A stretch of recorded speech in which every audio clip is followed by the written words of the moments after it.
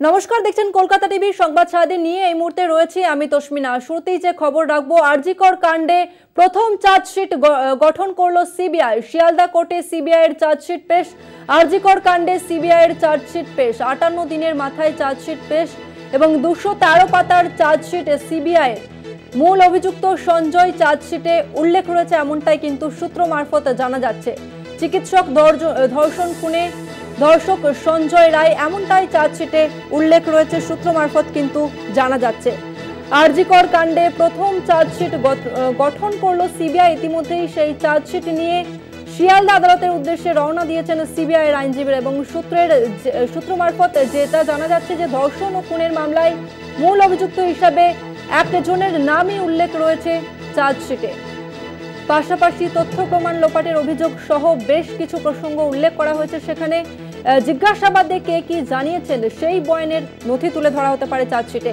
আর এ নিয়ে আরো বিস্তারিত জানবো, আমাদের সঙ্গে রয়েছে প্রতিনিধি রিয়া মাঝি। রিয়া, শিয়ালদা কোর্টের উদ্দেশ্যে সিবিআই আধিকারিকরা তারা রওনা দিয়েছেন এবং প্রথম চার্জশিট পেশ করতে চলেছেন। কোন কোন বিষয়গুলি মূলত থাকতে পারে চার্জশিটে, কি জানা যাচ্ছে?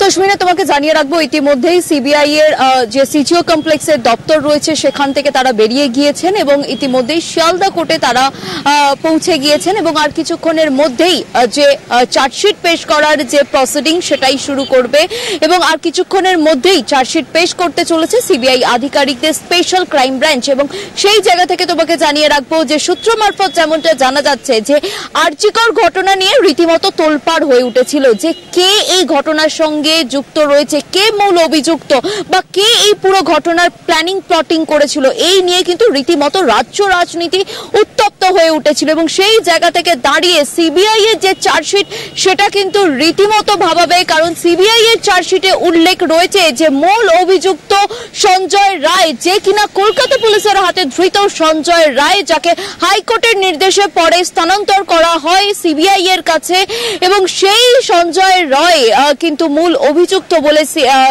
চার্জশিটে এমনটাই উল্লেখ করেছে সিবিআই এর স্পেশাল ক্রাইম ব্রাঞ্চের আধিকারিকরা।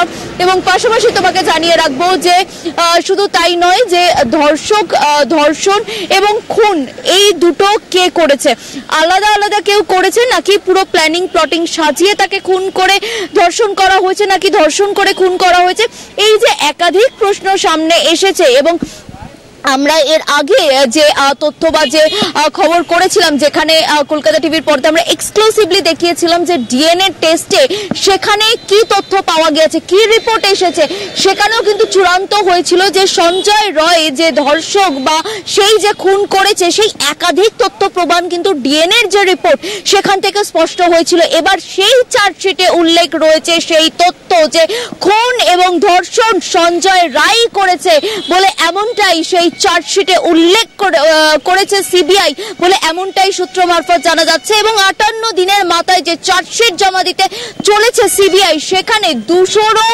বেশি উইটনেস বা 200রও বেশি যে যাদের বয়ান রেকর্ড করেছে, সে ডাক্তার থেকে আরম্ভ করে সেখানে group C group D staff থেকে আরম্ভ করে যত সেখানকার গার্ডরা ছিলেন বিভিন্ন জনের, সেখান থেকে দেখা যাচ্ছে 200রও বেশি বয়ান রেকর্ড করেছে সিবিআই এবং সমস্তটা উল্লেখ রেখেছে এই চার্জশিটে। আর কিছুক্ষণের মধ্যেই শিয়ালদা কোর্টে এই চার্জশিট পেশ করতে চলেছে সিবিআই এর স্পেশাল ক্রাইম ব্রাঞ্চের আধিকারিকরা। ধন্যবাদ তোমাকে রিয়া। আমরা কথা বললাম প্রতিনিধি রিয়া মাঝির সঙ্গে। আপনাদের আরো একবার জানিয়ে রাখবো, শিয়ালদা কোর্টে সিবিআই এর চার্জশিট পেশ। আরজিকর কাণ্ডে সিবিআই এর চার্জশিট পেশ, 58 দিনের মাথায় চার্জশিট পেশ এবং 213 পাতার চার্জশিট সিবিআই। মূল অভিযুক্ত সঞ্জয় চার্জশিটে এমনটাই উল্লেখ রয়েছে সূত্র মারফত যে খবর সামনে আসছে।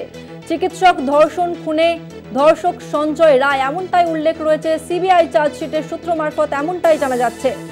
আরজিকর কাণ্ডে প্রথম চার্জশিট গঠন করলো সিবিআই। ইতিমধ্যেই সেই চার্জশিট নিয়ে সিজিও কমপ্লেক্স থেকে শিয়ালদা আদালতের উদ্দেশ্যে রওনা দিয়েছেন সিবিআই এর দল এবং সূত্র মারফত যেটা জানা যাচ্ছে যে ধর্ষণ ও খুনের মামলায় মূল অভিযুক্ত হিসাবে সঞ্জয়ের নাম উল্লেখ রয়েছে চার্জশিটে।